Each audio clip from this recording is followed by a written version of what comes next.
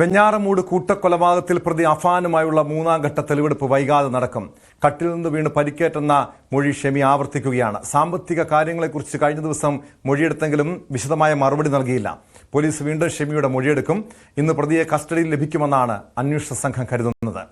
കാമുകിയെയും അനുജനെയും കൊലപ്പെടുത്തുകയും അമ്മയെ ഗുരുതരമായി ആക്രമിക്കുകയും ചെയ്ത അഫാന്റെ വീട്ടിലാണ് പ്രധാനമായും ഇനി തെളിവെടുപ്പ് നടത്തേണ്ടത്. വി വിനോദ് ചേരുന്നുണ്ട് തിരുവനന്തപുരത്ത് നിന്നും വിവരങ്ങളുമായി. വിനോദ്, ഇവിടെ ശ്രദ്ധിക്കേണ്ടത് അഫാന്റെ അമ്മ ഷെമിയുടെ മൊഴിയാണ്. അതായത് അവർ ഈ ഒരു ആരോഗ്യനില മെച്ചപ്പെട്ട് വീട്ടിലെത്തിയെങ്കിലും ഇപ്പോഴും കട്ടിൽ നിന്ന് വീണ് പരിക്കേറ്റെന്ന് പറയുന്നു. മകനെ, ഈ അഫാനെ രക്ഷിക്കാൻ വേണ്ടിയുള്ള ഒരു അമ്മയുടെ ശ്രമമായി ഇതിനെ കണ്ടാൽ മതിയോ, അതോ ഈ അക്രമ സംഭവങ്ങളെക്കുറിച്ച് ഷെമിക്ക് ഓർമ്മയില്ലാത്തതാണോ? പോലീസിൻ്റെ ഇനിയുള്ള നീക്കങ്ങൾ എന്തായിരിക്കും? ഷെമിയുടെ മൊഴി ഉടൻ തന്നെ രേഖപ്പെടുത്തുമോ? അതോടൊപ്പം മൂന്നാം ഘട്ട തെളിവെടുപ്പ് കൂടി നടത്തേണ്ടതുണ്ടല്ലോ. ഇന്ന് തന്നെ അഫാനെ കസ്റ്റഡിയിൽ ലഭിക്കുമോ?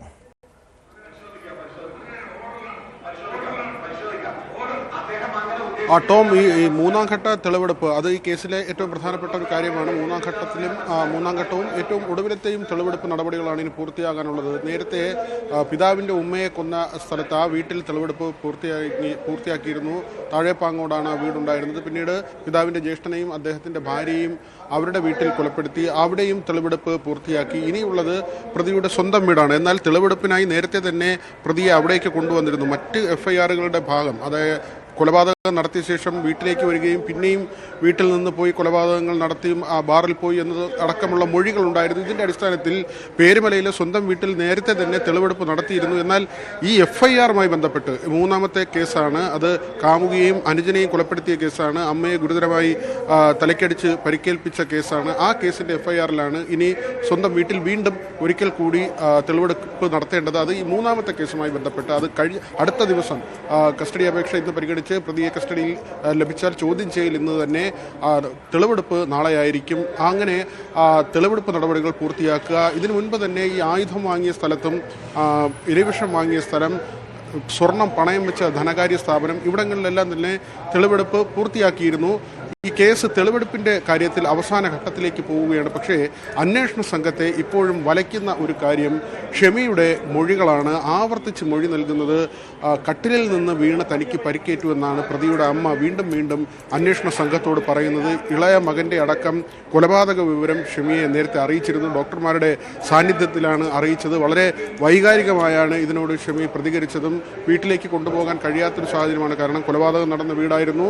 ബന്ധുക്കൾക്ക് അങ്ങനെ ഉൾക്കൊള്ളാൻ പറ്റുന്നൊരു സാഹചര്യമല്ല. കാരണം ഇവർ വരുത്തിവെച്ച സാമ്പത്തിക ബാധ്യതകളെ ചൊല്ലി കുടുംബത്തിൽ തന്നെ വ്യത്യസ്ത അഭിപ്രായങ്ങളുണ്ട്. അങ്ങനെയാണ് മറ്റൊരു സംരക്ഷണ കേന്ദ്രത്തിലേക്ക് ഷെമിയെ മാറ്റുന്നത്. പക്ഷേ ഈ നിമിഷം വരെ മൂത്ത മകനെ കുറ്റപ്പെടുത്തുന്ന തരത്തിലുള്ളൊരു മൊഴി ഷെമിയുടെ ഭാഗത്തു നിന്നുണ്ടാകുന്നില്ല. ഈ വീഴ്ചയിൽ ഇങ്ങനെ പരിക്കേൽക്കുമോ എന്ന് അന്വേഷണ സംഘം കഴിഞ്ഞ ദിവസത്തെ മൊഴിയെടുപ്പിലും ആവർത്തിച്ചപ്പോൾ കട്ടിലിൽ നിന്ന് വീണു, വീണ്ടും താൻ തറയിലേക്ക് വീഴുന്ന സാഹചര്യമുണ്ടായി. അതായത് തുടരെ തറയിൽ വീണു എന്ന കാര്യമാണ് പറയുന്നത്. സാമ്പത്തിക കാര്യങ്ങളെക്കുറിച്ച് ചോദിക്കുമ്പോൾ ഇവർക്ക് 70 ലക്ഷം രൂപയുടെ ബാധ്യത ഉണ്ടായിരുന്നതായാണ് മനസ്സിലാക്കുന്നത്.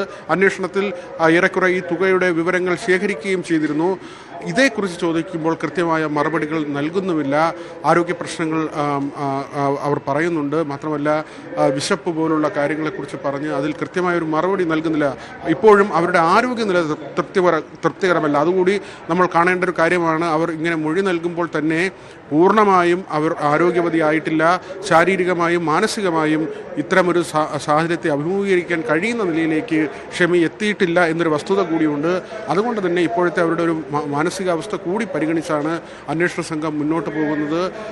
കൂടുതൽ മെച്ചപ്പെടുന്ന നിലയ്ക്ക്, കൂടുതൽ ആരോഗ്യവതിയാകുന്ന നിലയ്ക്ക് പിന്നീട് വിശദമായി മൊഴി രേഖപ്പെടുത്താനാണ് തീരുമാനിച്ചിട്ടുള്ളത്.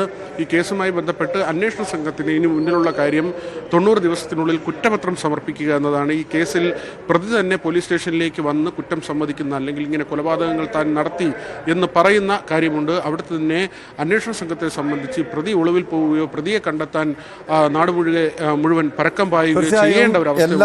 തെളിവുകളും ഈ കേസിൽ, ഈ കൂട്ടക്കൊല കേസിൽ പോലീസിന്റെ പക്കലുണ്ട്, ദൃശ്യങ്ങളുണ്ട്, കൊലപ്പെടുത്താൻ ഉപയോഗിച്ച ആയുധങ്ങളൊക്കെ കണ്ടെടുക്കാൻ കഴിഞ്ഞിട്ടുണ്ട്, പ്രതിയുടെ മൊഴിയുണ്ട്. പക്ഷേ ഇവിടെ ഈ ഷെമിയുടെ മൊഴി കേസിൽ ഏതെങ്കിലും രീതിയിൽ തിരിച്ചടിയാകുമോ വിനോദ്? ടോം, അങ്ങനെ കരുതുന്നില്ല. കാരണം ഈ ആയുധം വാങ്ങിയ കടയിലെ ജീവനക്കാർ പ്രതിയെ തിരിച്ചറിയുന്നു.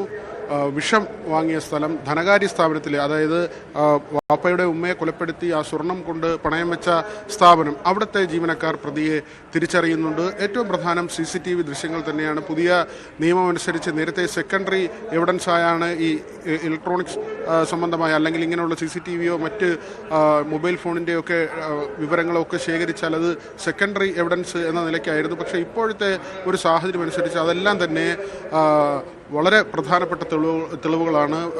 ഏറ്റവും ബലമുള്ള തെളിവുകളായി ഈ കേസിൻ്റെ ഒരു തുടർ നീക്കത്തിൽ മാറുന്ന ഒരു സാഹചര്യമുണ്ട്. അതുകൊണ്ട് തന്നെ ഈ രേഖകളെല്ലാം കേസിനെ ബലപ്പെടുത്തുന്ന കാര്യമാണ്. മാത്രമല്ല, പ്രതി നടത്തിയ മൊഴി അല്ലെങ്കിൽ പോലീസിൽ വന്ന് നടത്തിയ ഏറ്റുപറച്ചിൽ, അത് താനിങ്ങനെ 6 പേരെ കൊലപ്പെടുത്തിയെന്നാണ് പറയുന്നത്. അതിൽ മാതാവ് കൂടി കൊല്ലപ്പെട്ടു എന്ന് പ്രതി കരുതുന്നുണ്ട്. പക്ഷേ മറ്റുള്ളവർ 5 പേർ മരിക്കുകയും ചെയ്തു. ആ പ്രതി പറയുന്ന എണ്ണം ശരിയാണ്. പറഞ്ഞ സ്ഥലങ്ങൾ വിവിധ ഇടങ്ങളിലായാണ് ഈ കൊലപാതകം നടത്തിയതെന്ന് പറയുന്നു. ഇതെല്ലാം ശരിയായ കാര്യമാണ്. അതിനുള്ള മോട്ടീവ് അതും കണ്ടെത്താൻ പോലീസിന് കഴിഞ്ഞിട്ടുണ്ട്. കാരണം സാമ്പത്തിക ബാധ്യതയാണ്. ഒരു തൊഴിലും ഉണ്ടായിരുന്നൊരു ചെറുപ്പക്കാരനല്ല. മാതാവിന് പ്രത്യേകിച്ചൊരു ജോലി ഉണ്ടായിരുന്നില്ല. പിതാവിനാകട്ടെ ഈ പറയുന്ന തരത്തിൽ വലിയ ബാധ്യത ഇല്ലായിരുന്നെങ്കിലും അദ്ദേഹത്തിന് അവിടെ പ്രതിസന്ധി ഉണ്ടായിരുന്നു. വിദേശത്ത് അദ്ദേഹത്തിൻ്റെ തൊഴിൽപരമായ പ്രതിസന്ധി അദ്ദേഹം നേരിട്ടിരുന്നു. അത് അദ്ദേഹം പറയുന്നുമുണ്ട്. അദ്ദേഹത്തിൻ്റെ ബൈറ്റിൽ അദ്ദേഹം അത് കൃത്യമായി പറയുന്നുമുണ്ട്. നാട്ടിൽ വീട്ടുകാർക്ക് അല്ലെങ്കിൽ കുടുംബത്തിന് ഇത്രയും മാത്രം കടമുണ്ടായിരുന്ന കാര്യം തനിക്ക് അറിയില്ലായിരുന്നു എന്നാണ് അദ്ദേഹം പറയുന്നത്. അത് ശരിയുമാണ്. കാരണം 8 വർഷത്തോളം അദ്ദേഹം വിദേശത്തായിരുന്നു. പ്രതിസന്ധി ഉണ്ടായിരുന്നത് കൊണ്ട് തന്നെ ഇവിടേക്ക് വരാൻ കഴിഞ്ഞിരുന്നില്ല. ഷെമി സ്വന്തം നിലയ്ക്ക് ഇവിടെ ചിട്ടി നടത്തുകയും പലരിൽ നിന്നായി വലിയ തുകകൾ കടം വാങ്ങുകയും ചെയ്തിരുന്നു. അതിൽ മറ്റൊരു കേസ് കൂടി എടുക്കുന്നുണ്ട്. അത് ഈ സാമ്പത്തികമായ കാര്യങ്ങളാണ്. മീറ്റർ പലിശ പോലുള്ള തുക ഇവർക്ക് നൽകി ഇവരെ സമ്മർദ്ദത്തിലാക്കി എന്നൊരു വസ്തുത കൂടി നിൽക്കുന്നുണ്ട്. വലിയ തുകകൾ നൽകുകയും അതിന് ഭീമമായ പലിശ ഈടാക്കുകയും ചെയ്ത ആളുകളുണ്ട്. അവരുടെ പട്ടികയും പോലീസിൻ്റെ കയ്യിലുണ്ട്. അതിന് പ്രത്യേകിച്ചൊരു കേസും അതിൻ്റെ നടപടികളുമായി ഈ അന്വേഷണ സംഘം മുന്നോട്ട് പോകും. പക്ഷേ ഈ കൊലപാതക കേസിൽ പ്രതിയെ ശിക്ഷിക്കാൻ ആവശ്യമായ തരത്തിലുള്ള തെളിവുകളെല്ലാം തന്നെ അന്വേഷണ സംഘം ശേഖരിച്ചിട്ടുണ്ട്. ഈ CCTV ദൃശ്യങ്ങളിൽ ബൈക്കിൽ യാത്ര ചെയ്ത് പോകുന്നതും അതടക്കമുള്ള കാര്യങ്ങൾ എല്ലാ ഇടങ്ങളിൽ നിന്നുമുള്ള ദൃശ്യങ്ങൾ ലഭിച്ചിട്ടുണ്ട്.